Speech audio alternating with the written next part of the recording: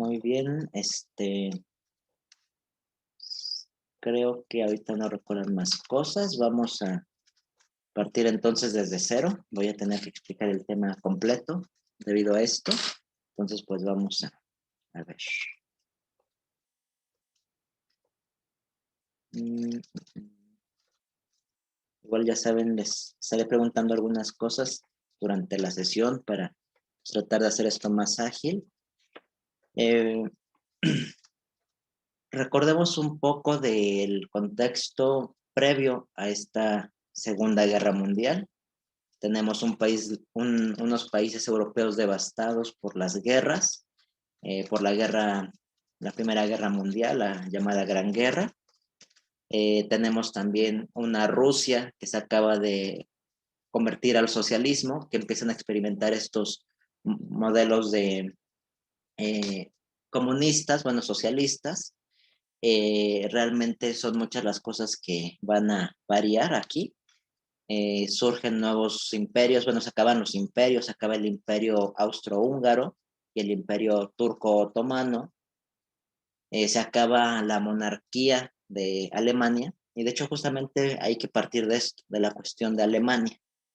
Alemania, como recordarán, fue la gran perdedora de esta Primera Guerra Mundial, no solo por la cuestión de que se desintegró el imperio, sino también por la cuestión de que se le prohibió, se le limitó en cuestiones de armamento y otras cosas al respecto, es decir, no podía generar sus propias armas, no podía manejar más de cierta cantidad de tropas, no podía tener un ejército tan amplio, y son cuestiones que dejaron a Alemania muy mal parada.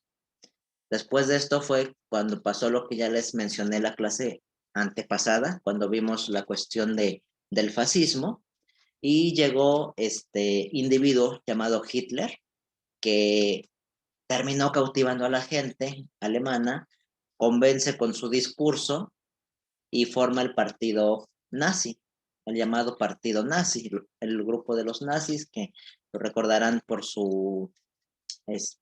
por una cruz, su símbolo es una cruz, pero un poquito modificada, ¿no? Un tachi, básicamente. Supongo que sí la han llegado a ver. Pero bueno, entonces estamos en este contexto. Hitler forma un nuevo concepto de Alemania y justamente tiene una forma de gobierno que se llama fascismo, que si lo recuerdan, en la clase antepasada vimos el término de fascismo. ¿Qué es el fascismo? Entonces son estos gobiernos autoritarios que buscan apegarse en forma extrema a un nacionalismo, a una cuestión local, que sin embargo terminan radicando en cuestiones muy radicales, y ese radicalismo los hace ver como una nación completamente autoritaria, está en contra de todo lo que sea externo al territorio en el cual están viviendo. Muy bien, vamos a ver lo siguiente. ¿Qué es lo que va a propiciar las causas de esta Segunda Guerra Mundial? Ok, bueno, pues primero vamos a tener el primer aspecto que ya les dije, el descontento alemán, porque a raíz de que se lleva a cabo los tratados de Versalles, tras la Primera Guerra Mundial, Alemania pierde territorio, tiene que pagar los gastos de la guerra, a pesar de que había sido un gasto colectivo. Alemania, por ser la perdedora, tiene que pagar todo esto. Y entonces, pues imagínense un país que pierde territorios, que aparte está endeudado a más no poder porque tiene que cubrir eh, la, la deuda que se tiene al respecto, pues realmente es una situación bastante complicada para Alemania. Y lo que ya les dije también, ¿no? La reducción del ejército que tuvo esta nación. Ahora, la segunda causa, vamos en cuestión de mayor a menor importancia. Ajá. La segunda causa de esta guerra mundial son las ambiciones de un individuo que ya les mencioné, que es Hitler, quien busca recuperar los territorios que se le quitaron con la Primera Guerra Mundial. Y aparte de esto, busca potenciar o potencializar a su nación, potencializar a Alemania como la nueva potencia europea. ¿Ok? Esa es la segunda causa. Las cuestiones expansionistas por parte de Hitler, quien en ese entonces se encuentra en el poder. El tercer aspecto que podemos considerar aquí es el de la actitud, aquí la actitud vacilante de las sociedades de las naciones, que no supo reaccionar ante el rearmen alemán. Posteriormente Alemania va a anexar a sus territorios a lo que se convirtió en la nación de Austria, y posteriormente va a incluir a otra nación que es Checoslovaquia. Es decir, cuando Hitler inicia esta misión expansionista y se apropia tanto de Austria como de Checoslovaquia, la Sociedad de las Naciones, que básicamente es como el antepasado más lejano de lo que hoy en día conocemos como la ONU, como la Organización de Naciones Unidas, no actuó de forma adecuada, no le puso un alto a esta nación cuando vieron que se empezaron a armar de nueva cuenta, cuando empiezan con su misión expansionista, realmente no hace nada. Entonces, este tipo de cosas hacen que se preocupe, que Alemania vaya creciendo, ¿no? Como una potencia y como una amenaza a nivel internacional. Muy bien. ¿Qué otra cosa? Vamos a continuar con las consecuencias de, de esta Segunda Guerra Mundial. Bueno, otra de las cosas que hay que tomar en cuenta es de las pretensiones de Mussolini. Ojo aquí, por si les recomiendo que lo anoten. Mussolini es como el jefe, ¿cómo se llama?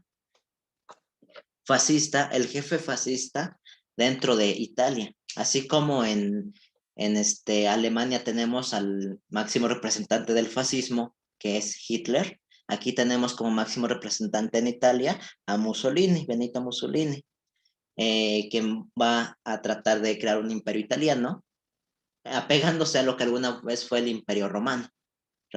No sé si recuerdan un poco de su historia antigua, pero pues el Imperio Romano era un imperio enorme que abarcaba grandes confines del mundo conocido en ese entonces. Entonces, pues Mussolini tiene esa visión también, ¿no? De continuar con su expansionismo por parte de Italia. Y bueno, lo mismo pasa en el caso japonés. Japón es una nación, por algo se le conoce como la nación del sol naciente, porque se le considera un imperio nuevo, un imperio que poco a poco va logrando grandes cosas y va homogenizando, se va quedando con muchos territorios, se va quedando con muchos recursos económicos, tiene gran estabilidad económica. Entonces ellos mismos se llegan a concebir como la nueva nación o la nueva potencia del mundo. Entonces, Japón hace lo mismo. Japón hace lo mismo que hace tanto Alemania como Italia, expandir sus dominios, expandir sus territorios. Justamente en el, permítanme, en 1910 va a invadir y se va a apropiar del territorio de Corea, o lo que actualmente son las dos Coreas, Corea del Norte, Corea del Sur. Además de que también se va a apropiar de Manchuria en 1931 y posteriormente en el 37 va a invadir China. Entonces, pues, si se fijan, de 1910 al 37 hay muchos años de diferencia. Sin embargo, en la Sociedad de Naciones no hizo nada para detenerlos. Entonces vamos viendo cómo este pequeño problema que se pudo haber detenido con Alemania cuando empezó a hacer sus invasiones, termina desembocando en algo más grande, que será una Segunda Guerra Mundial. Bueno, otro factor, ¿no? Otra causa, las ambiciones de Stalin. Otra cosa, ¿no? Algo lo que ya habíamos visto en la cuestión de Naciones Unidas, esta llamada Unión de Repúblicas Soviéticas Socialistas. Como bien recordarán, Stalin era un individuo que se convirtió en el máximo representante del socialismo en la Unión Soviética. Entonces la Unión Soviética igual empieza a expandirse.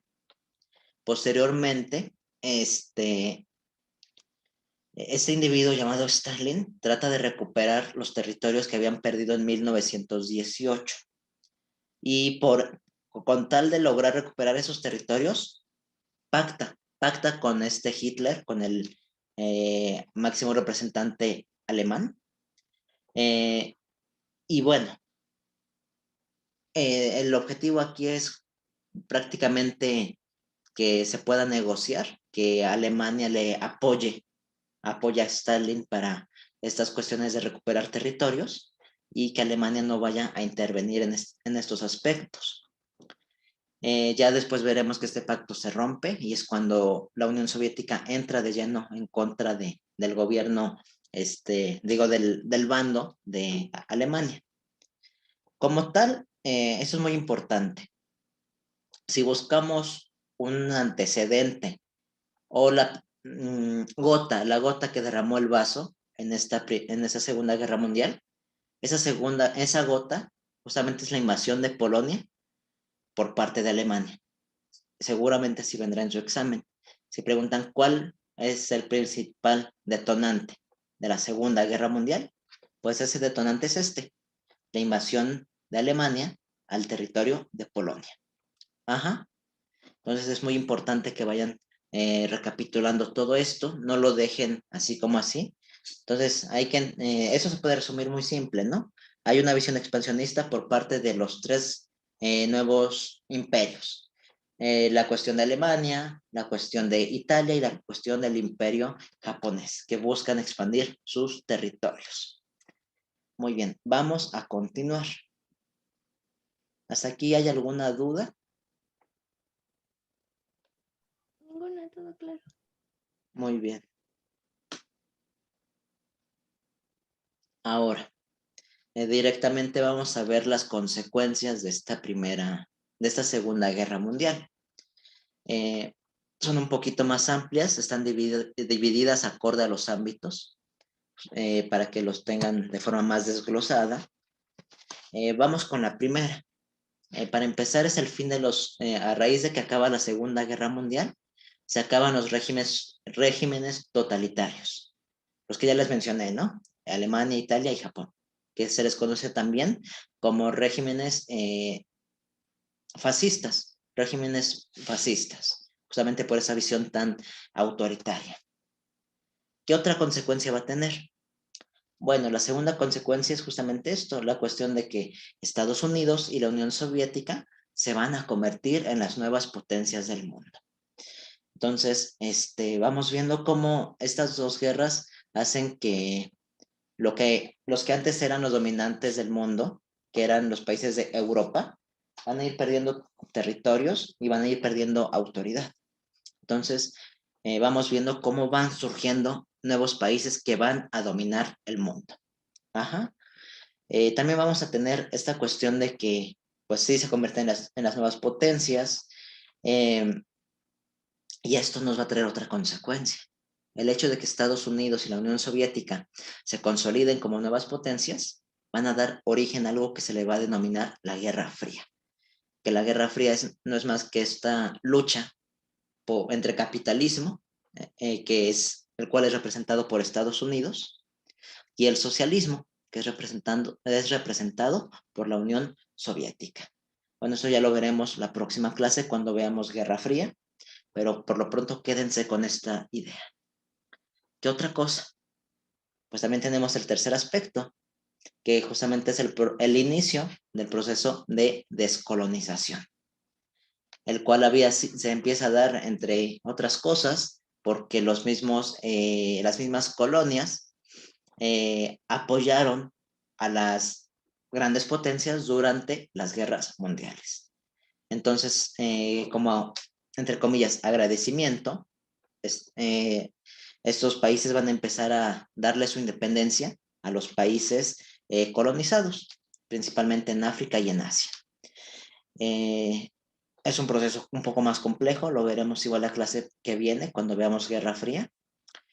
Y otra cosa, a partir de 1945, ahora sí se va a formar un organismo que pueda regular o busque ser ese contrapeso ante las ambiciones de los diferentes países. Es así justamente cómo va a surgir el organismo que se conoce como la ONU, la Organización de las Naciones Unidas. Ajá. Muy bien. Ya saben, si van teniendo alguna duda, me dicen y le paramos o volvemos a explicarlo.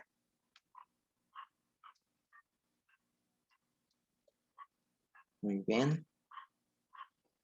Ok, vamos con lo siguiente. Ahora vamos a ver las consecuencias económicas. Ajá. Bueno, gran cantidad para empezar, todas las cuestiones de infraestructura, es decir, todos los lugares por donde pasa el comercio, donde hay intercambio comercial, van a estar destruidos. Tanto puentes, carreteras, puertos, tanto aéreos como puertos terrestres, como puertos marítimos, van a estar destruidos. Por lo tanto, la economía va a estar muy afectada, pues no hay recursos económicos para solventar esto y es un círculo vicioso, porque no tienes forma de reconstruir y por lo tanto al mismo tiempo no puedes llevar tus productos fuera de tu territorio. ¿Qué otra cosa? ¿Qué otra consecuencia? Y pues bueno, a partir de este momento Estados Unidos y la Unión Soviética van a crear una gran industria de armamento. Dicha industria pues hoy en día sigue más que vigente. La Unión Soviética ya no existe, no obstante Rusia, que es la actual nación que existe, sigue en esta carrera armamentística en contra de Estados Unidos. Entonces es algo que sigue vigente hasta la fecha.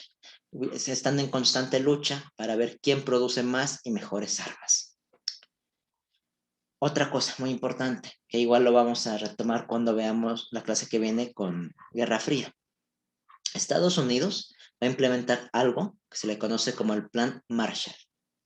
Igual anótenlo porque sí es muy importante. ¿Qué es el Plan Marshall? Bueno, justamente es como un plan para crear un apoyo a esos países que quedaron devastados por la guerra. Ajá. Eh, Tiene principalmente como excusa, por así decirlo, ayudar económicamente a las naciones destruidas por las guerras mundiales, pero en realidad el trasfondo es que el plan Marshall se creó con la intención de evitar que más países se convirtieran a la forma de gobierno socialista, porque la URSS pues ya estaba aquí vigente y realmente iba a causar un sinfín de problemas al resto del mundo si es que se expandía o si es que esta nación expandía la idea del comunismo. Entonces es lo que ocurre, ¿no? Tratan de evitar que Europa Occidental se convierta o cambie su forma de, su modelo económico a un modelo comunista.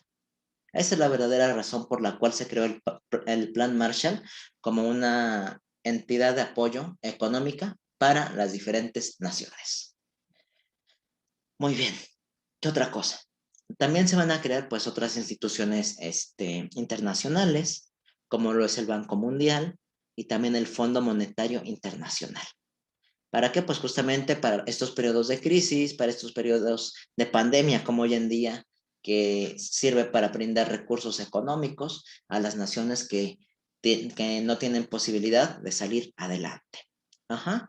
Entonces, importante todo esto, diferentes dependencias se van creando, eh, nuevas potencias empiezan a emerger. Hay que tomar en cuenta todo esto.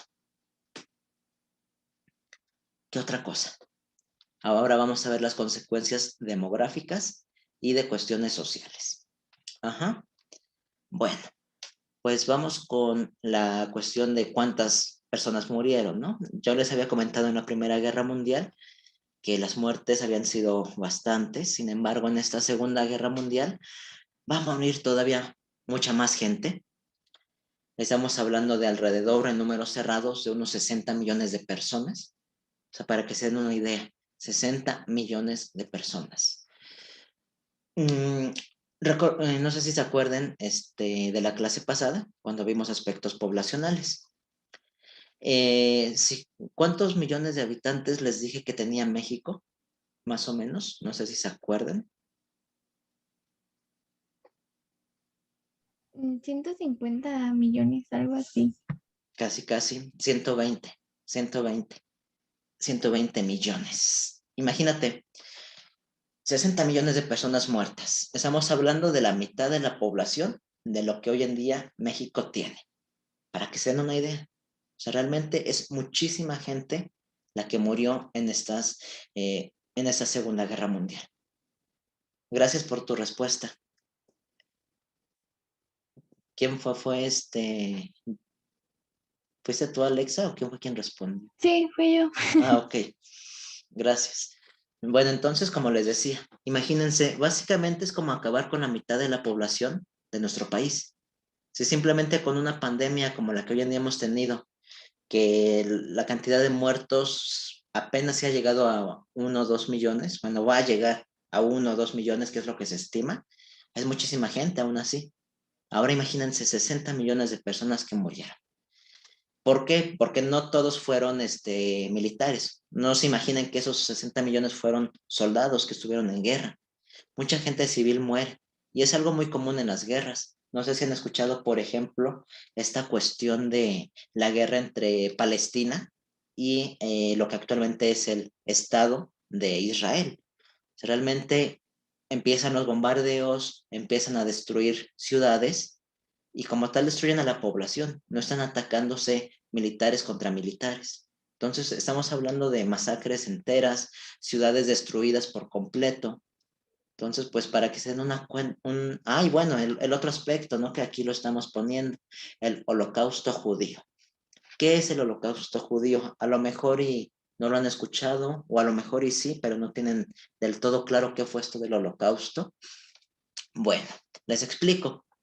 Resulta que Hitler lo que hace es crear unos campos de concentración, unos campos donde va a reunir a la población judía, porque Hitler eh, odiaba, o sea, literal hay que decirlo, odiaba a la población judía, a todo aquel que profesaba esa religión llamada judaísmo, eh, y los encierra, los va encerrando en estos campos de concentración, en donde los ponen a trabajar, o sea, en trabajos forzados, los ponen a romper piedras. No sé si han visto en caricaturas que luego ponen a los delincuentes rompiendo según con un pico unas piedras, que ni sentido tendrían, ¿no?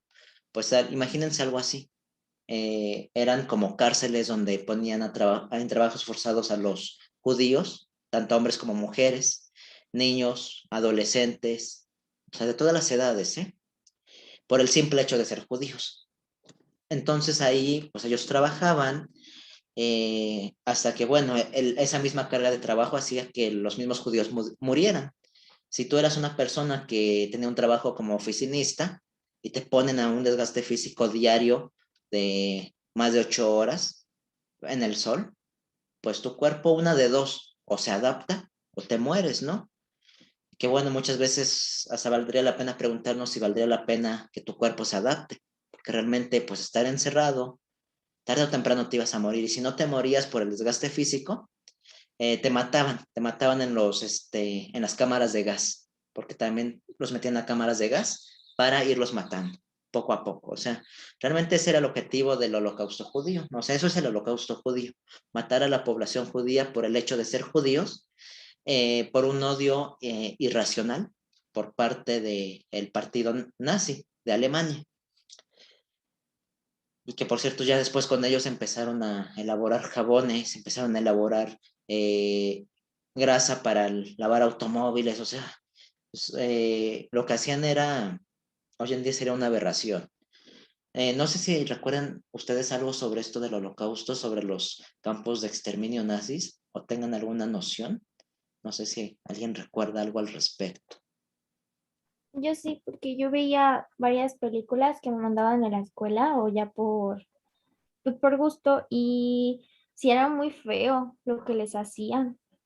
Luego ya ni tanto de que se murieran por el trabajo ni por las cámaras de concentración, sino porque luego al intentar escapar también los mataban o por las enfermedades, porque tampoco les daban de comer ni los bañaban. Muy pocas veces les daban un poco de comida. Entonces también eso también afectaba pues su organismo. Y yo me acuerdo de varias películas que vi, Ujú. como, o libros, incluso vi un libro en donde te decía que una niña eh, agarraba a los niños judíos les cambiaba sus nombres, pero en un papelito o en tarros de mermelada anotaba sus nombres reales y sus familias. Entonces a los niños que ella agarraba los enviaba con otras familias que no eran judías para que no los mataran o no los encarcelaran. Y te dice que al final de la guerra, esa niña agarraba los papelitos y enviaba a los niños con sus familias y llegaban a sobrevivir. Hay muchas películas como la del pianista también, o la del niño con pijama de rayas. Muy bien, sí, gracias, gracias, Pamela. Sí, o sea, realmente, como también nos dice aquí en el chat Madeline, sí hay varias, bueno, en realidad hay muchísima producción tanto de libros como de películas, que muchas veces las películas se basan en los libros. Eh, sí, bueno, tengo compañeros historiadores que pues trabajan mucho estos temas, y pues justamente fuentes de información al respecto por excelencia. A mí en lo personal, y bueno, si quieren investigar más del tema o quieren acercarse más, pues yo les recomiendo más los libros porque las películas son recreaciones de los hechos, o sea, es como una representación de lo que ya pasó, ¿no? En cambio, los libros fueron escritos por los mismos protagonistas muchas veces. Entonces, yo en lo personal, sí, les recomiendo que si buscan ese tipo de temas, se apeguen más a los libros, porque les digo, son hechos muchas veces por los mismos protagonistas de la historia. Y no son recreaciones, sino que es lo más cercano al hecho como tal. Sí, justamente tenemos, permítanme, hay algo en el chat. Sí, es que sí, Madeline, la mayoría de las películas son bastante fuertes, porque justamente el objetivo es crear una conciencia social del por qué no debes de hacer ese tipo de cosas con la gente. Eh, por ejemplo, sí, como ya dijeron, el niño de la pijama de rayas, el diario de Ana Frank, que bueno, fue una protagonista que en carne propia vivió esto. También tenemos el libro de Olga, no recuerdo el apellido, pero el libro se llama Los hornos de Hitler, que igual fue una protagonista, una persona que vivió en carne propia el Holocausto. El pianista igual, o sea, son varias obras que nos hablan mucho al respecto. Incluso no sé si han ido, si no, pues les recomiendo que se den una vuelta ahora que ya pasemos a semáforo verde. El Museo de Tolerancia, no me acuerdo el nombre completo, pero es el Museo de Tolerancia, que se encuentra en el centro histórico, que por cierto pertenece a una institución judía, pero sí se llama, ya me acordé, el museo se llama Memoria y Tolerancia, que se encuentra en el centro de la Ciudad de México. Ahí gran parte de sus salas están dedicadas al holocausto judío. Se habla también de otras masacres, ¿no? Pero se aborda principalmente la masacre judía. Entonces, pues sí, son temas bastante delicados, ¿no? Que bien vale la pena estudiarlos. Mm, Pamela dice que ya fue. Sí, muy bien, qué bueno que ya te animaste. Te recomiendo que vayas otras veces porque cada vez que vas, te aseguro que vas a encontrar cosas nuevas. Y quienes no han ido, pues igual anímense a lanzarse un fin de semana. Eh, y pues sí, como ya nos dijo también Pamela, pues no era nada más que se murieran con el gas o que murieran por el desgaste físico, pues te tenían mal comiendo, no había higiene incluso, ¿no? O sea, no te podías bañar, los tenían a todos amontonados, eso sí, separaban hombres y mujeres, porque pues bueno, también está esta situación, ¿no? De evitar que los judíos se reprodujeran, porque la intención era erradicarlos. Entonces, por eso también los separaban, de un lado hombres, del otro lado mujeres. Eh, y realmente creo que es un desgaste muy feo el hecho de que estuvieras encarcelado y ver poco a poco cómo te vas matando. Te van matando de hambre, van matando por diferentes situaciones. Yo les recomiendo, bueno, por desgracia, por cómo les enseñan historia en las escuelas, eh, no se presta este tipo de conversaciones, no se presta mucho la reflexión. Yo les puedo decir que como tal, aprenderse fechas como las que les estoy dando ahorita y demás, no les va a servir de nada.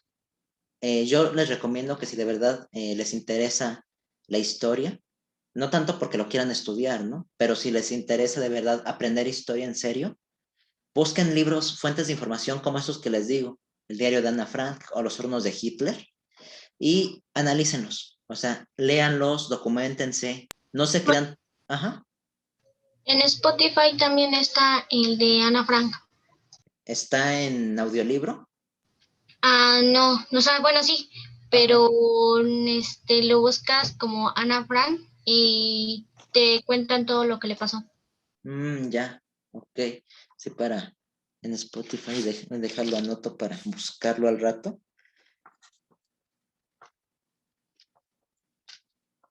Ok, gracias. Sí, entonces acérquense a los libros y no, bueno, tampoco se crean todo lo que leen, ¿eh? Eso sí, contrasten fuentes. Y de verdad que esto les sirve para muchas cosas. O sea, esto sí les va a servir, por ejemplo, para que se hagan más reflexivas, para que sean más comprensivas con lo que ha pasado, para que no seamos tan intolerantes con el que es diferente a nosotros. O sea, para esto sí sirve la historia, no para memorizar fechas. Entonces, pues sí les invito a que ahí busquen luego más fuentes de información y ahí si tienen dudas, pues igual me dicen y les puedo conseguir algunos libros en PDF o o les recomiendo algunas páginas. Bueno, vamos a continuar. Bueno, que bueno, yo aquí les doy fechas porque pues es lo que necesitan para su examen, ¿no? Pero pues, ni modo, hay que preparar ese examen. Bueno, justamente tenemos esta cuestión del holocausto y estos millones de muertos que va a haber en todo el mundo. Bueno, aparte de esto viene la cuestión, el segundo aspecto, la gente que va a morir de hambre y por enfermedades, porque de hecho, pues lo mismo, ¿no? Si la economía está destruida, pues ¿cómo vas a solventar con comida a la población? Si los caminos están destruidos, ¿cómo les das recursos, no? Un montón de gente va a morir de hambre, otros más por enfermedades, tal como se va a dar el caso de la gripe española, algo muy similar a lo que ha sido la influenza o lo que hoy en día tenemos como el COVID-19, que se llama española porque España no participa en la Segunda Guerra Mundial y pues son los investigadores españoles quienes descubren esta nueva cepa de gripa. La descubren y por lo tanto queda ese nombre de gripa española. Y no porque no haya habido en otras partes del mundo, sino porque son los españoles quienes lo descubren. Y pues igual, así como hubo un montón de muertos hoy en día por el COVID, pues en su momento lo hubo por la gripa española. Eh, y bueno, aparte es otro aspecto, ¿no? La radiación de las bombas atómicas, la bomba de Hiroshima y de Nagasaki, que son otra de las grandes tragedias de esta Segunda Guerra Mundial. Ahorita hablamos un poco, si quieren, de las bombas atómicas, que también es otro tema que nos deja mucho de qué hablar. Ok.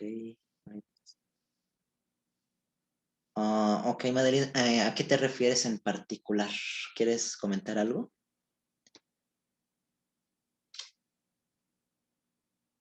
O igual por chat. Me gustaría escuchar. Pasó lo mismo, es que no sé cómo se llama, pero la gente pasaba en una carretilla, Ajá.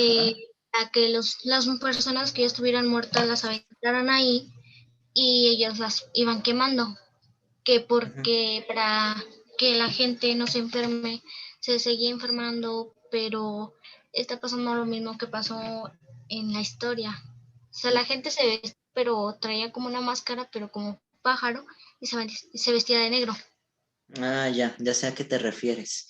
Me estás hablando, pero no es de de la gripe española, en la Edad Media, en la llamada peste bubónica.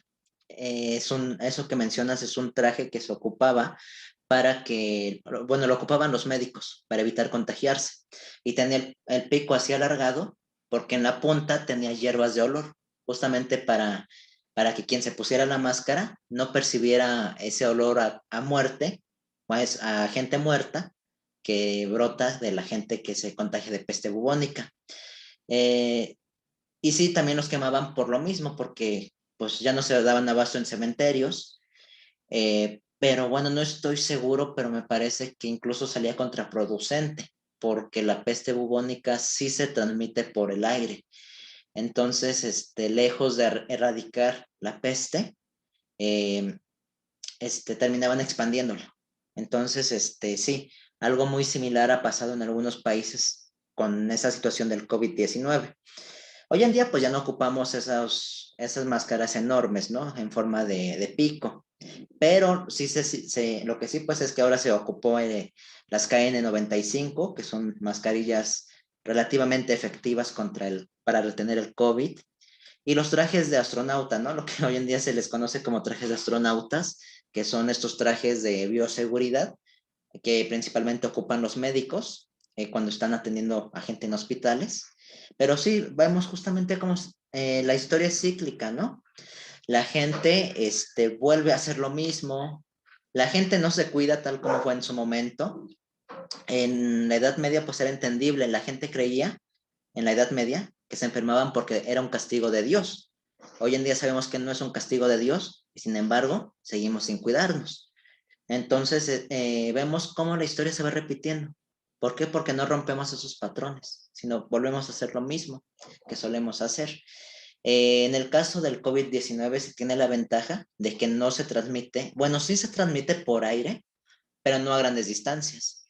Es decir, alguien tosió afuera de tu casa. Ajá. Y ese virus se queda ahí un momento, pero solamente un momento, mientras el aire se lo lleva. Ya después, ya no hay virus allí. Entonces, no es tan contagiosa como la peste, pero aún así saturaron los hospitales. En Perú, en Ecuador, ¿cómo se llama? En la India, se han tenido que recurrir a cremar a la gente porque ya no se dan abasto. Uh-huh.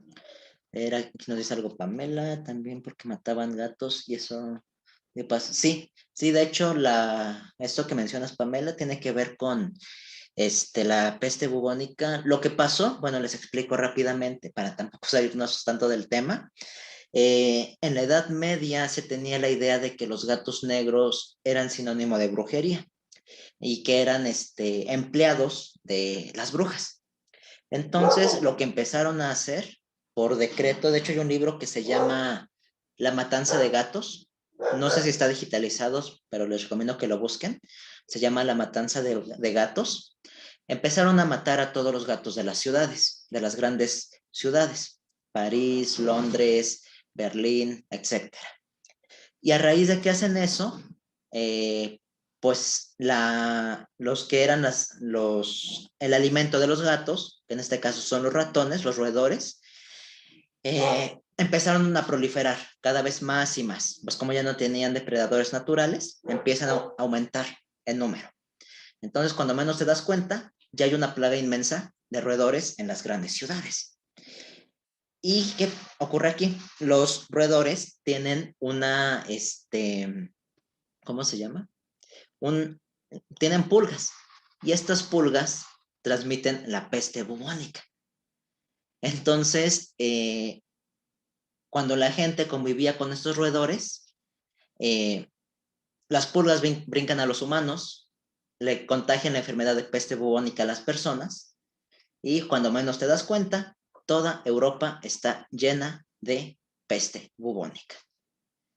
Sin mencionar que, pues, obviamente la peste bubónica no estaba en Europa, llegó de China en los embarques, porque pues tú llevas mercancías, ¿no? Pero pues con las mercancías también llegan roedores y otros animales. Entonces, así fue como empezó este problema, ¿no? De la peste bubónica. El hecho de que no respetes a la naturaleza te trae problemas. En este caso, no se respetó a los gatos, que son depredadores naturales de los roedores, y pues, ni modos, una peste, ¿no? Una epidemia muy compleja. Hoy en día, con el COVID-19 es muy similar. Aquí no se transmite bueno, sí es por roedores, ¿no? Pero no es por ratones. Se dice que el vector son los murciélagos. Los murciélagos son una potencial amenaza en cuanto a epidemias. está más que documentado que no se deben de comer porque son virus que se pueden contagiar y nos pueden traer otras Maestro, enfermedades. Ajá, dime. yo vi un documental donde dijeron que el murciélago trajo el COVID, porque una persona comió el murciélago y al momento de comerlo, le pasaron unos días, se enfermó del COVID, enfermó otra persona y esa persona se vino aquí a México y contagió toda la ciudad. O sea, Bueno, es que no fue tanto así, por eso Ajá. porque, empezó el COVID. Ok. perdón, es que se me Adelante, trabó y no lo adelante. había escuchado, perdón, es que se me trabó y no la escuché. Bueno, se supone que todos los animales tienen la bacteria esta que es como del COVID, pero lo que pasa es que cuando se une a otro animal, a esa bacteria se le sale otra cepita, o sea, otra coronita, y eso se crea otro nuevo virus. Entonces lo que pasó fue que ese murciélago, los murciélagos tienen un buen de enfermedades, entonces la persona que se comió ese murciélago se tragó la nueva patita que tenía la bacteria, y eso hizo lo que conocemos ahorita como el coronavirus. Y ahorita ya volvió a evolucionar otra vez, pero también no fue de eso que le digo, de que el coronavirus siempre si saca una nueva cepita, se crea otro nuevo virus. Y eso fue lo que pasó, porque pues la gente no sé por qué le gusta comer animales que tienen muchas enfermedades.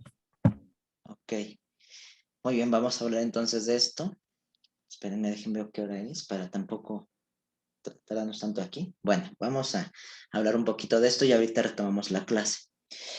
Miren, en el caso del coronavirus, pues sí, hay muchas variantes de coronavirus. De hecho, es muy común que la gente se enferme de coronavirus. El problema es que la nueva variante, bueno, la que se descubrió en China, pues viene según lo que se dice, la teoría más aceptada, hay que entender también algo. Es un caso que está en investigación, no está nada definido. Entonces, pues lo único que tenemos son diferentes teorías.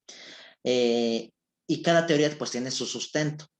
La más aceptada pues es justamente la del murciélago, que pues la gente en China suele comer murciélagos. Es algo cultural, ¿no? Así como en México en muchos lugares suelen comer chapulines, chinches de plantas.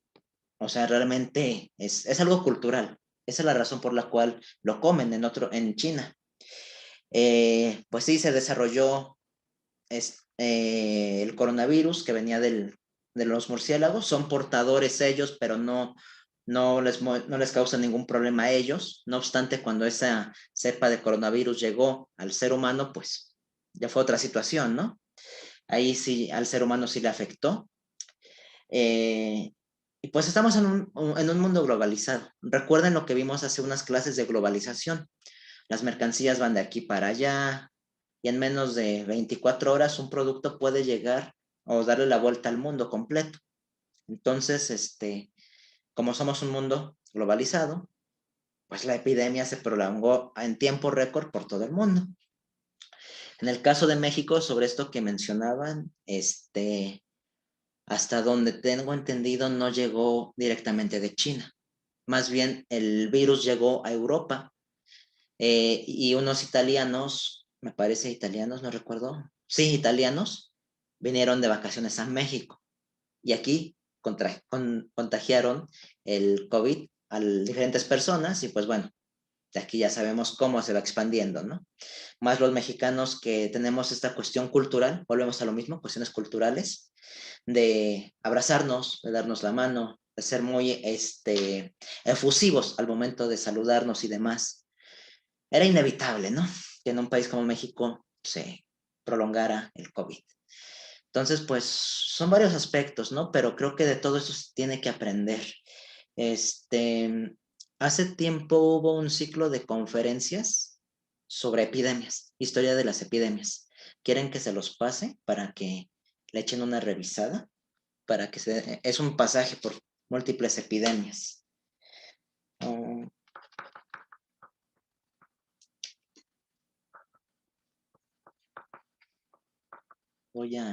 Lo voy a buscar. Me parece que fueron transmisiones por Facebook para que le echen un ojo, por si les interesan estos estos temas. Ok, muy bien. Excelente. Bueno, bueno, pero no hay que desviarnos tanto. Vamos a continuarle. Bueno, vamos a continuar con las siguientes consecuencias. Permítanme.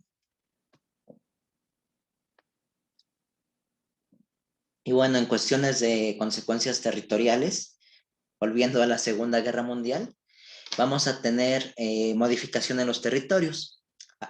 Alemania pues va a perder gran parte de su territorio, los cuales se van a repartir en diferentes naciones.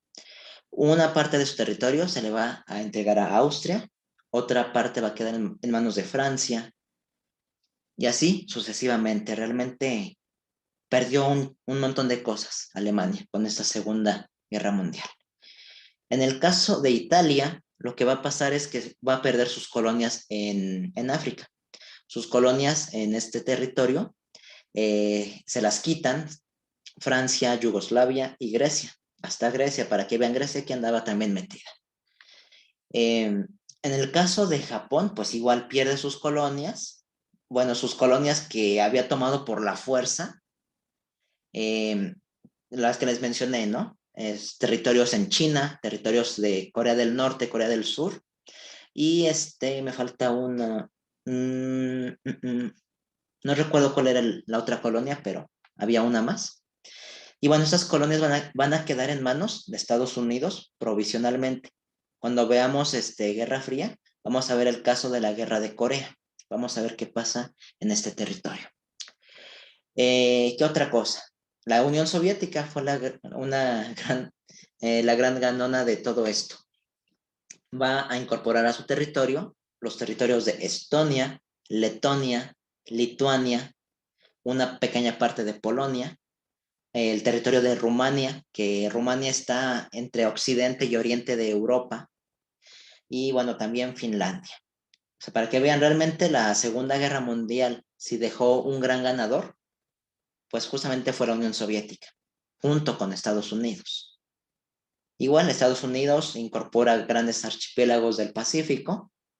O sea, realmente pues fueron los grandes ganones de esta Segunda Guerra Mundial. Bueno, vamos con lo siguiente, de forma muy generalizada. Vamos a ver cómo se desarrolló esta Segunda Guerra Mundial. Vamos con lo primero, ¿no? Las fechas, las benditas fechas que tanto les preguntan en su examen. Se va a desarrollar esta guerra entre el 39 y el 45. Igual dos bandos. El bando del eje, que es algo, de hecho les pongo aquí esto porque son cosas que luego vienen en los exámenes. El bando del eje, que va a estar integrado por la Alemania nazi, por la Italia fascista y por Japón. También se le conoce como la Triple Alianza. Sí, como la Triple Alianza. Ajá. Puede venir con los dos nombres para que lo anoten. Las potencias del eje o bien las potencias de la Triple Alianza. Y por el otro lado tenemos el otro bando, que es el bando de los aliados. Este bando de los aliados está formado por, también se le conoce como, se me fue no recuerdo ahorita el otro nombre, bueno, bueno, va a ser formado por Polonia, por Francia, Gran Bretaña, o sea, son los de cajón, ¿no? Polonia, Francia y Gran Bretaña. Posteriormente se une China, porque recordemos que China había sido invadido por Japón, entonces pues se incorpora. También se une la Unión Soviética, ya una vez que se consolida, o mejor dicho, que se acaba este pacto de amistad entre Hitler y Stalin, se va a formar la Unión, se va a incorporar la Unión Soviética, y pues obviamente no podía faltar Estados Unidos.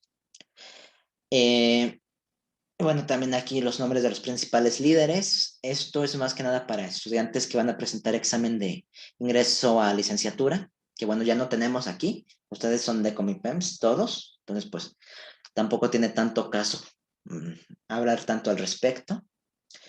Y bueno, vamos a tener en general que esta guerra va a incluir a 23 países.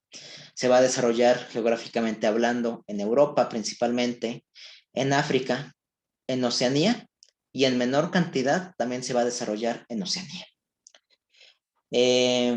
Y bueno, pues fue ganada. ¿Quién ganó esta guerra? Pues la ganaron los aliados, el bando de Estados Unidos y la Unión Soviética, después de 6 años. Si se fijan en esta pequeña diapositiva, les estoy resumiendo básicamente, es una síntesis de todo lo que fue esta Segunda Guerra Mundial. Ya saben, principales nombres, la fecha, de qué fecha es, dónde se desarrolla, y pues incluir al ganador que fue el grupo de los aliados. Vamos a continuarle.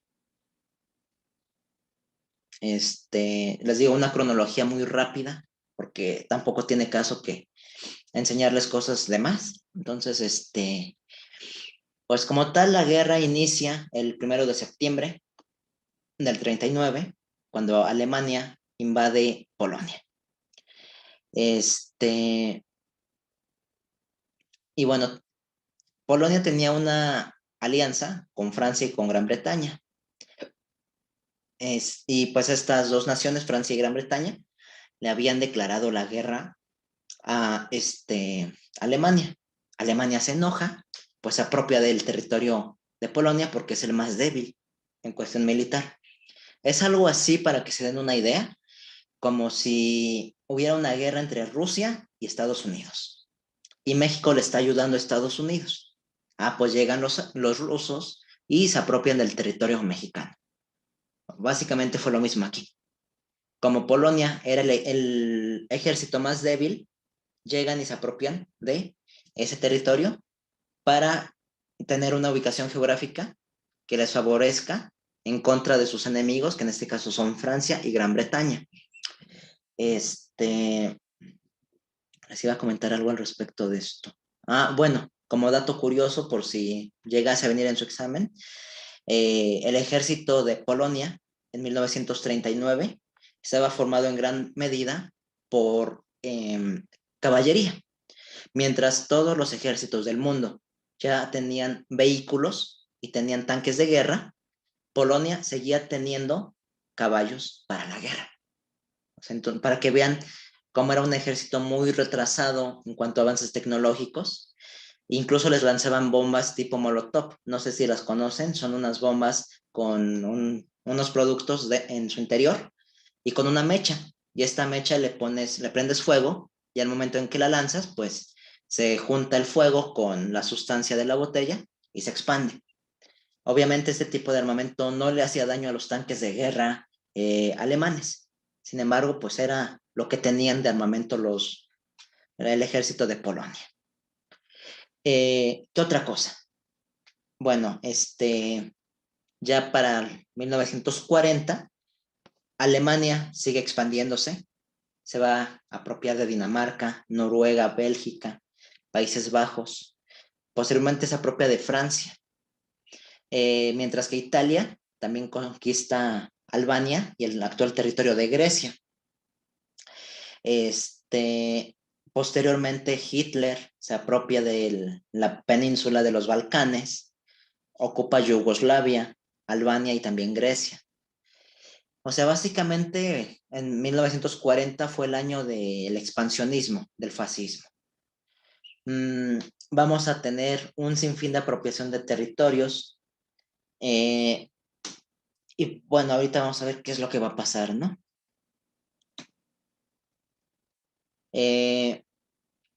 Todo empezó mal para Alemania en el año 1941.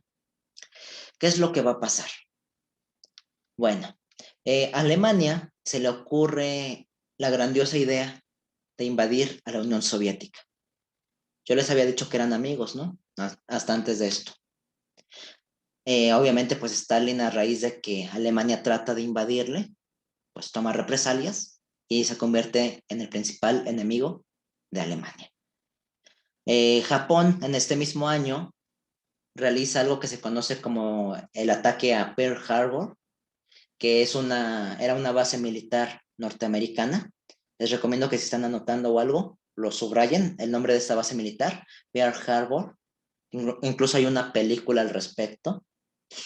Y a partir de que Japón invade esta base militar norteamericana, Estados Unidos entra de lleno a la guerra. Entonces vemos cómo aquí todo toma un giro drástico, porque las dos principales potencias del mundo, bueno, la Unión Soviética era la tercera. Estados Unidos y la Unión Soviética se unen en la guerra de los aliados para vencer a los nazis y a estas naciones que buscan expandirse. Yo en lo personal me atrevo a decir que si no hubiera sido por el apoyo de Estados Unidos y de la URSS, Hitler sí se hubiera apropiado de toda Europa. Bueno, es mi punto de vista. Pero bueno, entonces en el 41 es como este año de quiebre, así como el año 40 fue este periodo de expansionismo. El 41 es un año de quiebre, un cambio de paradigma por completo. Y ya posteriormente, a partir del 42, como que ya empieza el declive. Ya para el 43 empiezan las derrotas, tanto de Benito Mussolini, quien a la mera hora termina renunciando a la guerra. Italia se desentiende de la guerra, hace a un lado su alianza que había hecho con Hitler, se retira por completo. Mientras que al mismo tiempo, pues la Unión Soviética va a detener el avance de los alemanes. Lo mismo que se dice, ¿no? ¿A quién se le ocurre invadir a la Unión Soviética en invierno? Los rusos están más que acostumbrados al frío, los alemanes no. Fue un gran error en ese sentido. Y bueno, poco a poco la URSS empieza a recuperar territorios y se los empieza a quitar a Hitler. Lo mismo ocurre con Japón. Japón va a ser derrotado por Estados Unidos. Aquí es donde vemos este aspecto de las bombas atómicas. Como ya lo había mencionado, la bomba atómica de Nagasaki y de Hiroshima, que no fue sobre una base militar ni mucho menos, sino que fue directamente sobre la población civil. Dos bombas que destruyeron por completo dos ciudades. Y hasta la fecha siguen dejando estragos en la población. Siguen haciendo bebés con deformaciones, sigue habiendo gente, bueno, siguen habiendo una gran cantidad de radioactividad, algo así como lo que pasó en la explosión atómica de Chernobyl. Sigue habiendo restos de esta situación, de estos desastres, de este armamento atómico. De hecho, a raíz de que Estados Unidos lanza las bombas atómicas, Japón se rinde. Bueno, desde antes ya se había rendido, ¿no? Porque las llevaba de perder. Sin embargo, Estados Unidos no hizo caso y dijo, pues no me importa que ya te hayas rendido. ¿Por qué? Porque Estados Unidos lo que realmente quería era probar su armamento nuclear en el territorio japonés. O sea, realmente fue una verdadera desgracia, ¿no? Lo que hizo Estados Unidos. Y bueno, posteriormente, ya para el año 44, los aliados, creo que hay algo en el chat.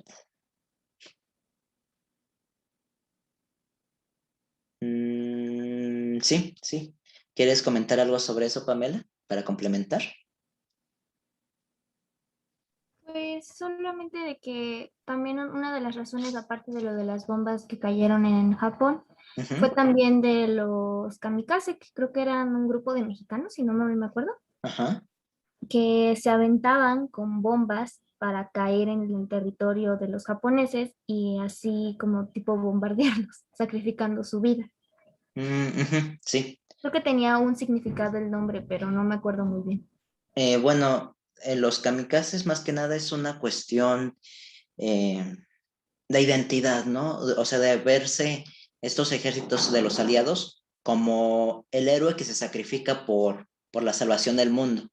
realmente el hecho de que una persona se ponga una bomba y se lance, pues no te da gran ventaja militar. Sin embargo, sí hace que las tropas que ven que estos individuos se lanzan, pues dicen, estos individuos, o sea, se llenan de orgullo de pertenecer a un ejército así. Más que nada es algo en el aspecto emocional de los ejércitos, que dicen, si él dio la vida por salvar al mundo, pues yo también lo puedo hacer. O sea, más que nada fue como un revulsivo psicológico. Pero sí, ocupó un gran papel esta situación que mencionas, Pamela. Ok, muy bien, muy bien. Qué bueno que sí van teniendo algunos conocimientos previos y todo esto va complementando la clase. Me gusta mucho este tipo de dinámicas. Bueno, como les decía, ya en el 44, Francia, bueno, la capital de Francia, que es París, termina por ser liberada. Ya les dije que había caído en manos de los alemanes, sin embargo, termina siendo liberada y eso es una gran ventaja porque indica un gran retroceso por parte de los alemanes. Muy bien, vamos a continuarle. Permítanme. Bueno, ya para concluir, les puse aquí las principales batallas. No es necesario que se las aprendan. eh, la invasión de Polonia, el bombardeo de Londres, el ataque de Pearl Harbor. De hecho, esta sí es importante, la del ataque de Pearl Harbor. En la liberación de París, la batalla de Berlín, estas sí son importantes. La de Pearl Harbor y estas dos, la de liberación de París y la batalla de Berlín. Porque en el 44 es cuando se libera París de manos de los aliados.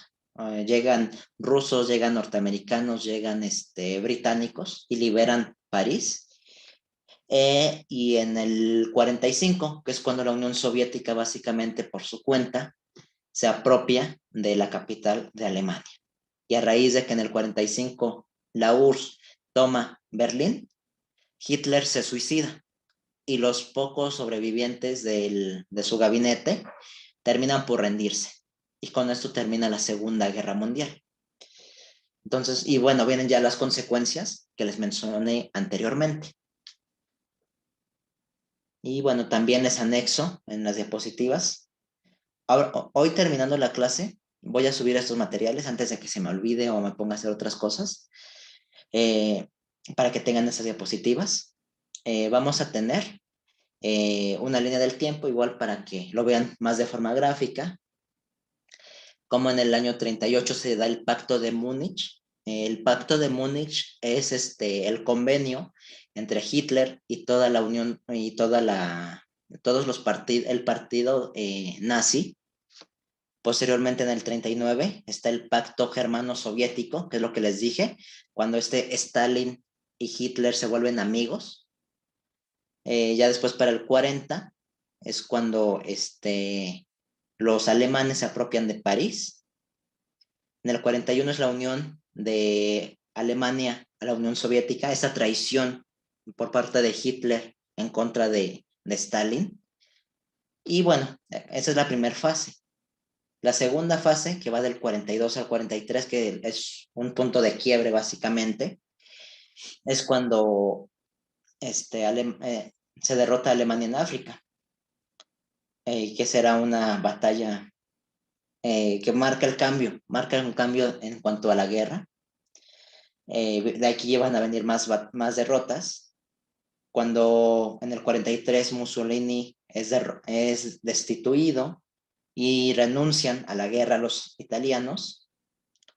Y bueno, ya en el 44, que entra la tercera etapa, que es cuando se libera Francia, cuando se libera la capital de París.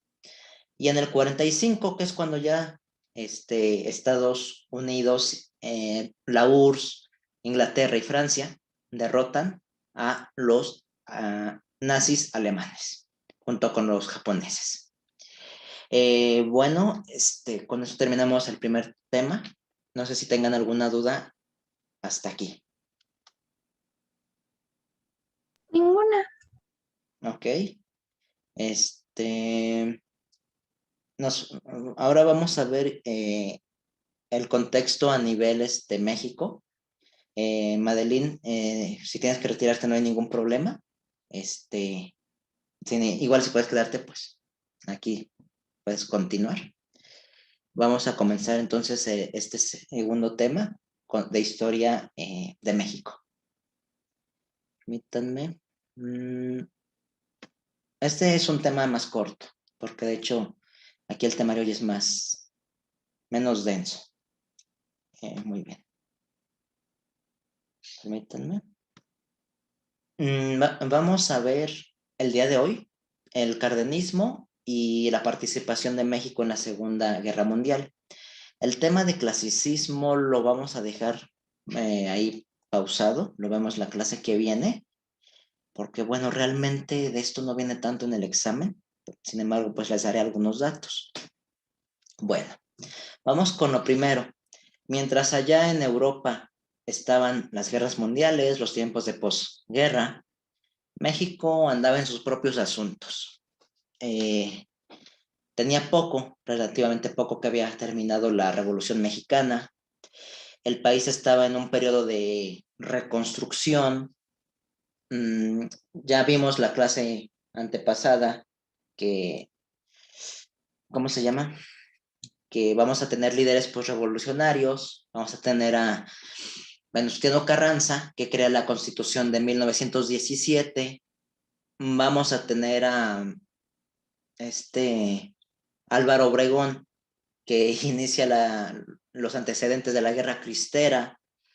Posteriormente, con Plutarco Elías Calles va a terminar estallando esta guerra cristera, la guerra entre el Estado mexicano y la Iglesia, que termina con una conciliación entre ambos bandos. Posteriormente viene el periodo del Maximato, que es cuando México tuvo 3 presidentes que gobernaron pues cada uno en su periodo, pero en realidad quien gobernaba detrás de ellos era Plutarco Elías Calles. Luego Plutarco Elías Calles, que produce este cambio del caudillismo, que era este aspecto de que la gente creía en los caudillos, en los principales cabecillas de un movimiento, y empieza a crear el presidencialismo, que básicamente se basa en formar un partido único que homogeniza el poder. ¿Cuál es este partido? Es el Partido Revolucionario Mexicano, mejor conocido hoy en día como el PRI. De hecho, no sé si sepan, pero a Plutarco Elías Calles, incluso para que lo anoten, se le considera a Plutarco Elías Calles como el fundador del PRI, de lo que hoy en día conocemos como el PRI, el Partido Revolucionario Institucional. Vamos a tener entonces que después de este periodo del Maximato, Plutarco Elías Calles va a buscar un sucesor, bueno, entre comillas un sucesor. El objetivo era el mismo que con los presidentes anteriores. Era un trato de, mira, tú legalmente eres el presidente, pero quien va a gobernar en realidad soy yo. Sin embargo, ese sucesor resultó ser más inteligente. ¿Quién fue ese sucesor? Pues ese sucesor fue Lázaro Cárdenas. Realmente Plutarco Elías Calles pensó que él iba a poder gobernar a través de la imagen de Lázaro Cárdenas. Sin embargo, no fue así. Lázaro Cárdenas crea su propia forma de gobierno, haciendo a un lado lo que quería Plutarco Elías Calles. Lázaro Cárdenas no tenía el apoyo de los principales sectores de la población, es decir, no contaba con el apoyo de la clase alta, no contaba con el apoyo de los burocráticos, no contaba con el apoyo del ejército. Realmente tenía un mundo en contra, ¿no? Sin embargo, él fue muy inteligente. Él hizo algo que se le conoce como el apoyo en las masas. Repito, el apoyo en las masas. Y justamente él se va a apoyar no en los grupos más poderosos, pero sí en los grupos más numerosos. Estamos hablando de obreros y campesinos. Justamente por eso su política, como aquí lo puse, bueno, como está en esta diapositiva que encontré en internet, Se apoya en la cuestión del movimiento obrero, creando un organismo que se conoce como el CTM, que se supone que es un organismo que apoya a los movimientos obreros. Y también se apoya en el movimiento de los campesinos. Para eso crea otra organización, que es la CNC, Comisión Nacional del Campo o Comisión Nacional del Campesino. Y bajo este apego a la política de masas, Lázaro Cárdenas va a gobernar todo un sexenio, del año 1934 a 1940. ¿Qué otra cosa? Durante su gobierno va a institucionalizar un sistema político mexicano bajo un sistema corporativo. ¿Qué es esto? Básicamente va a crear corporaciones, va a hacer que lo que antes eran organizaciones pequeñitas vayan creciendo. Cada vez crezcan más y más, vas a formar una industria muy importante de carácter corporativo. Justamente el que ya les dije, la Comisión Nacional de Campesinos y el CTM. Ahorita no recuerdo el significado de las siglas, pero es de obreros. Y bueno, la llamada política de masas. ¿Y qué otra cosa? Va a crear una economía mixta, basándose en el campo, en la producción industrial, en un sinfín de cosas. No va a cerrar su mundo, va a ser bastante amplio. Va a tener como antecedente al Partido Nacional de la Revolución y el Partido Revolucionario Mexicano. Los dos son antecedentes del PRI. El PNR es el abuelito y el PRM es el papá del PRI, básicamente. Educación socialista, entre comillas, ¿no? Porque lo que hace es una educación nacionalista. Busca que el mexicano tenga amor por su nación. Entonces, hasta aquí vamos bien. Si tienen dudas, ya saben, me van preguntando. Me interrumpen, por favor. Ok, y bueno, en esta diapositiva pues vienen las principales acciones de Lázaro Cárdenas, que bueno, en educación, impulsa la educación en el ámbito rural, para que la gente tenga educación en el campo, crea escuelas comunitarias, va a crear el Instituto Politécnico Nacional. Si en su examen les preguntan quién creó o bajo qué mandato se crea el Instituto Politécnico Nacional, pues ya saben, en el mandato de Lázaro Cárdenas. También va a crear la Casa de España, que hoy en día se conoce como el Colmex o el Colegio de México, que fue una escuela creada por exiliados españoles cuando en tiempos de posguerra llegaron aquí a México. También crea la Escuela Nacional de Educación Física, que hoy en día es la Escuela Superior de Educación Física. No sé si la conozcan, se encuentra saliendo de Metro Ciudad Deportiva. Bueno, entre Ciudad Deportiva y Estación Velódromo, aquí en la Ciudad de México. También se va a crear el Consejo Técnico de Educación Agrícola. Realmente fue un periodo de organizaciones. También se crea el INA, que es el Instituto Nacional de Antropología e Historia. Si han ido a museos se darán cuenta que en todos lados dice INA, porque es el instituto que los dirige, que es un organismo para cuestiones de encontrar zonas arqueológicas, para coordinar museos, cosas por el estilo. Es una educación. En situación agraria, pues lo mismo.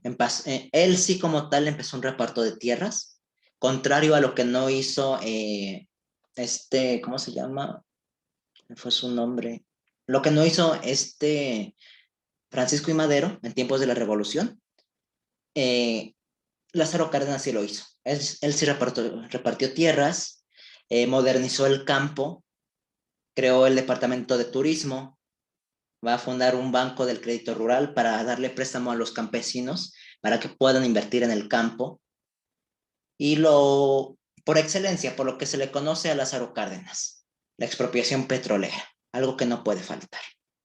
Y con esto va a surgir lo que hoy conocemos como Petróleos Mexicanos o Pemex.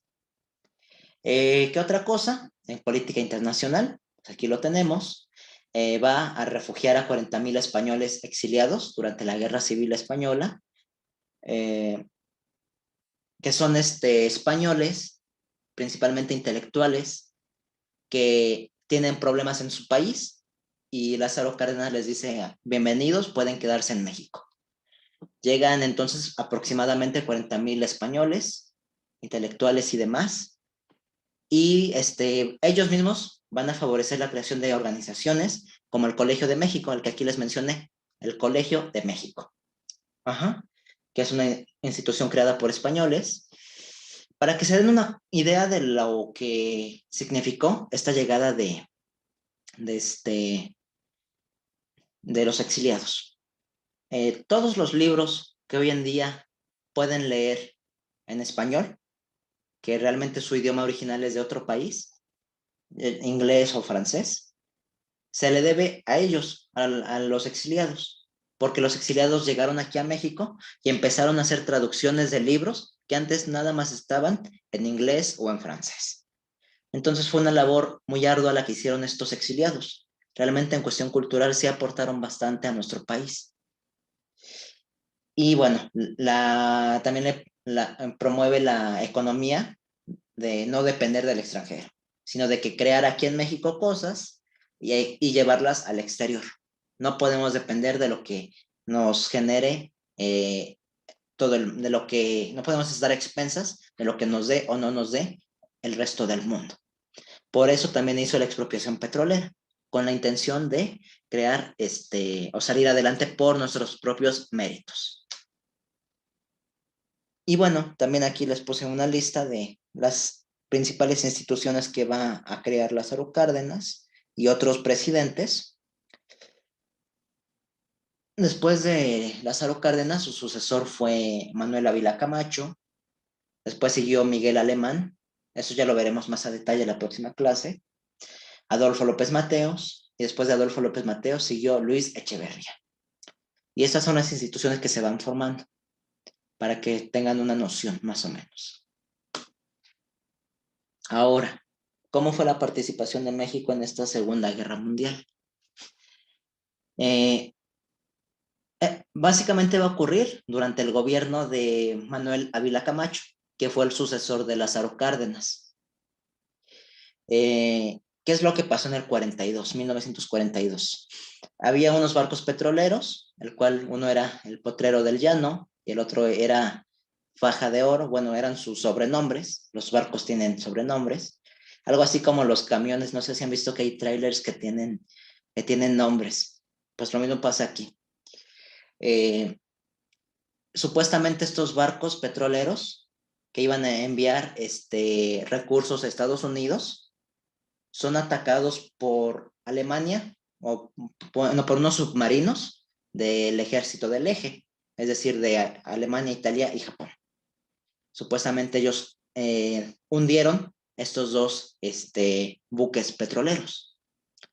Ante este acto, el presidente Manuel Ávila Camacho pide una indemnización a esos tres países para que cubran los gastos de las pérdidas humanas y los gastos del hundimiento de petróleo. Ustedes sabrán que el petróleo es una sustancia muy nociva, que si está en el mar, causa grandes daños a la flora y a la fauna. Sin embargo, estos tres individuos, esas tres naciones, ignoran por completo a Manuel Ávila Camacho. Pues ante esto, Ávila Camacho decide declararles la guerra a Alemania, Italia y Japón en ese mismo año, en el 42. Obviamente no lo hizo solo, si lo hubiera hecho por su propia cuenta, Alemania hubiera invadido luego a México. Sin embargo, no fue tonto en ese sentido Ávila Camacho, sino de que decide unirse al ejército ¿cómo se llama? Al ejército de los aliados, con Estados Unidos, básicamente. Ya del 42 al 44, México va a formar un ejército, bueno, entre comillas, va a formar un ejército. En ese entonces, pues México, va a contar con otros barcos petroleros que fueron hundidos también por Alemania. Estos barcos que hundieron fue el barco de Tuxpan, Las Chuapas, Oaxaca y Amatlán. Así se llamaban estos barcos y también los hundieron. En ese entonces México contaba con 50,000 hombres en el ejército, sumando burocráticos y demás. No todos estaban en guerra, no todos eran hombres de combate, mejor dicho. Es un ejército muy reducido. Hoy en día el ejército mexicano se dice que cuenta con 2 millones de soldados disponibles para la guerra. Desde entonces solamente había 50,000.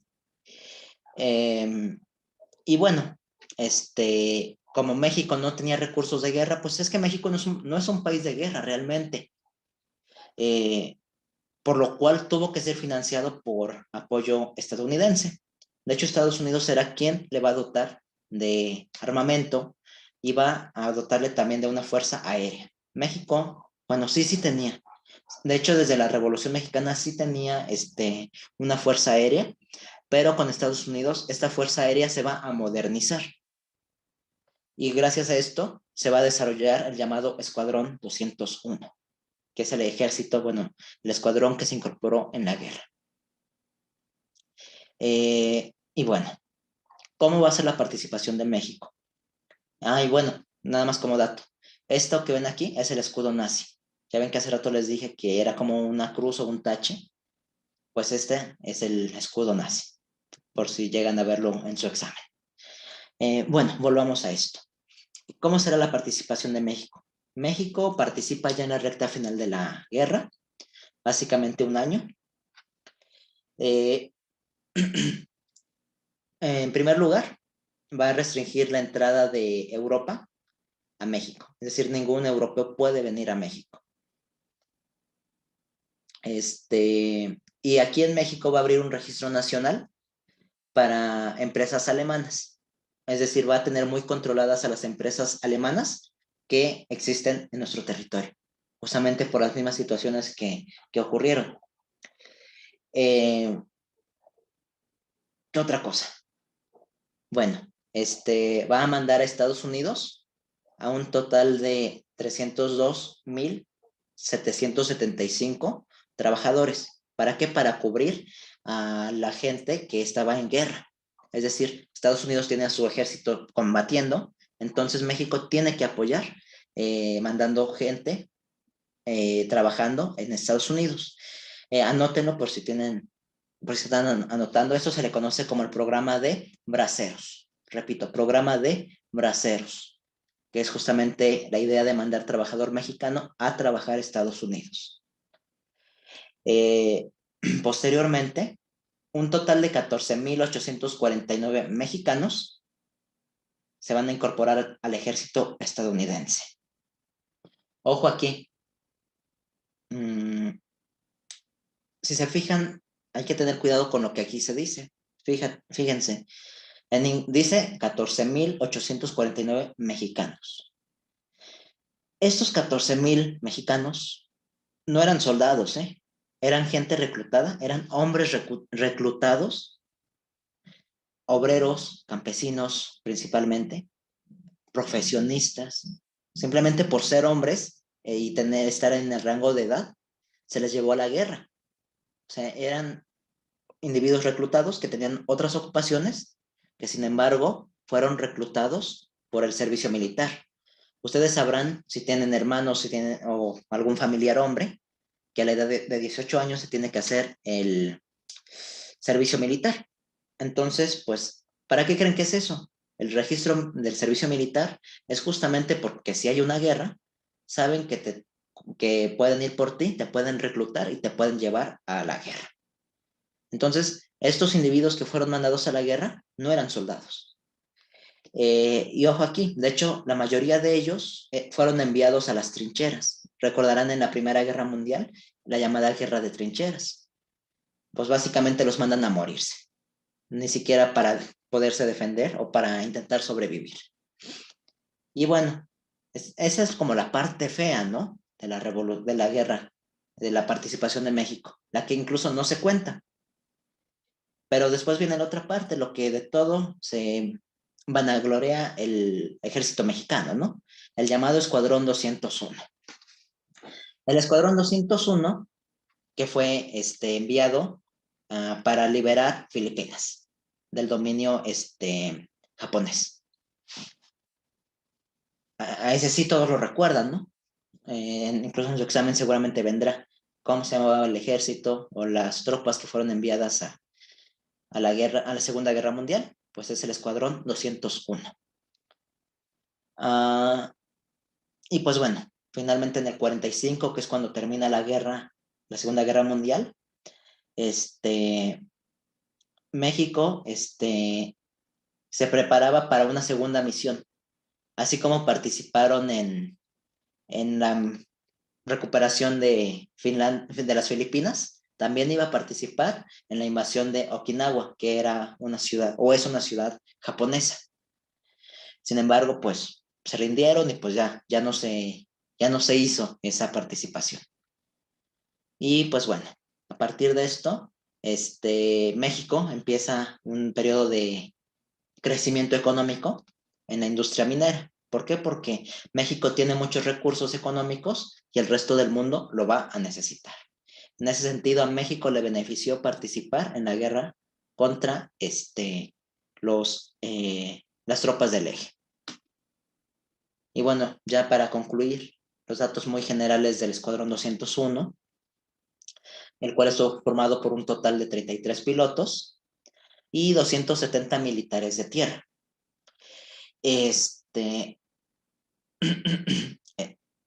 De hecho, los que más participaron fueron los pilotos. Tropas de tierra casi, o sea, sí participaron, pero no tanto.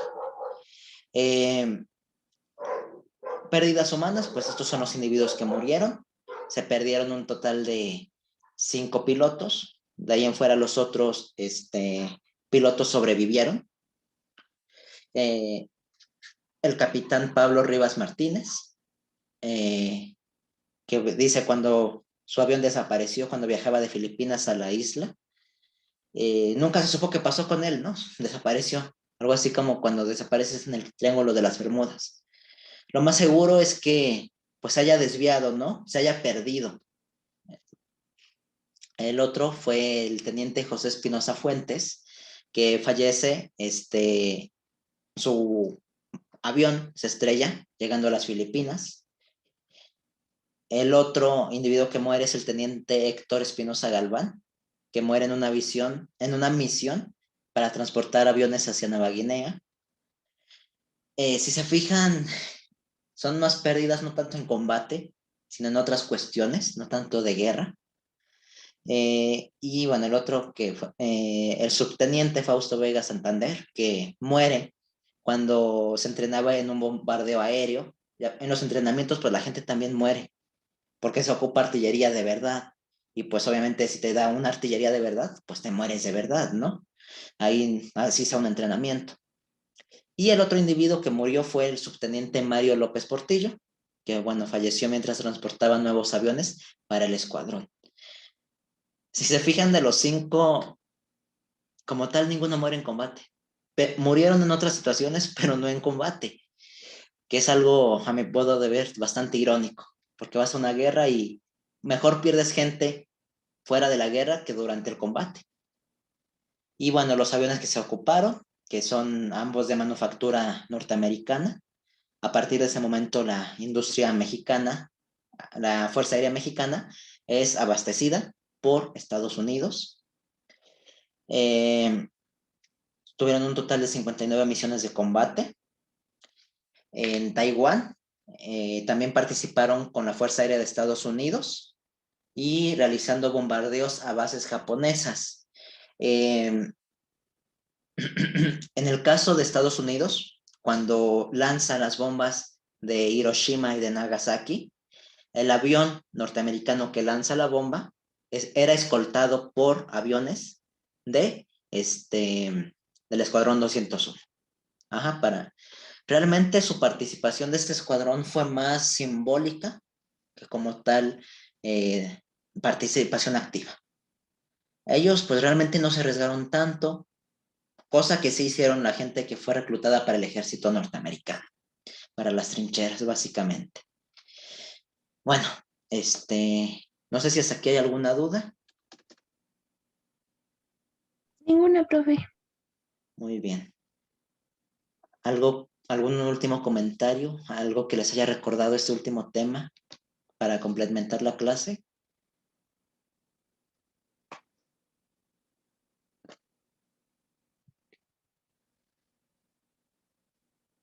No, parece que no. Espérenme, no se me vayan a ir. Bueno, pues de verdad les agradezco que sigan entrando a estas clases. Ya su examen está muy cerca. Les quería preguntar, ¿cómo se sienten para su examen? Supongo que también con otros profesores y demás les han hecho preguntas o cosas así. O ustedes por su cuenta han hecho exámenes prueba y sabrán, cómo les ha ido en esos exámenes prueba.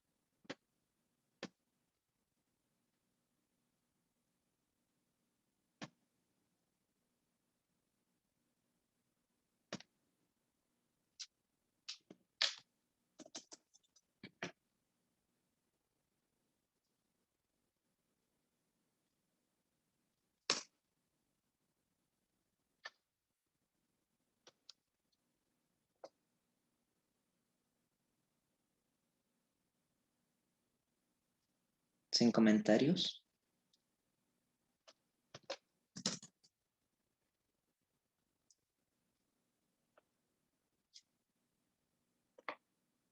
Ok, bueno, les dejo aquí el formulario de asistencia para que lo llenen, por favor.